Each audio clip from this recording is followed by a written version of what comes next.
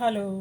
നമുക്ക് സിറ്റിയിൽ ജീവിക്കുന്നവർക്ക് ഉപ്പോട്ട് കർപ്പൂരം വരെ കാശ് കൊടുത്ത് വാങ്ങേണ്ട അവസ്ഥയാണ്. ചക്കയായാലും മാങ്ങയായാലും തേങ്ങയായാലും വലിയ വില കൊടുത്താണ് നമ്മൾ വാങ്ങുന്നത്. നാട്ടിൻപുറങ്ങളിൽ ഒരുപക്ഷെ ഇതിനൊക്കെ തുച്ഛമായ വില ഉണ്ടാവും.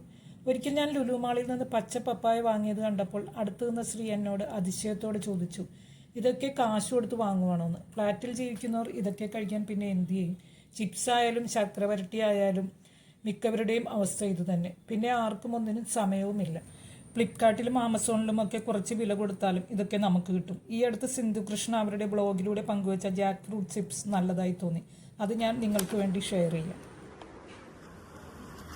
കുറച്ച് നാൾ മുന്നേ നിഷാനിയുടെ കൂടെ നമ്മൾ കൊച്ചിയിൽ ഒരു ഷൂട്ടിന് പോയിട്ടുണ്ട്. അതൊരു ഫോട്ടോഷൂട്ട്.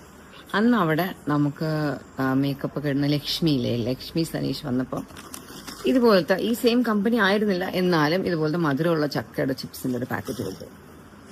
അപ്പോൾ അന്നത് കഴിച്ചപ്പോൾ എനിക്ക് ഭയങ്കര ഇഷ്ടപ്പെട്ടെ. It was like so yummy. ഞാൻ ചോദിച്ചു വാങ്ങി കഴിച്ചു. അത്രയ്ക്കൊരു ഭയങ്കര ടെംപ്റ്റിംഗ് ആയിരുന്നു. ഭയങ്കര ഇഷ്ടപ്പെട്ടു.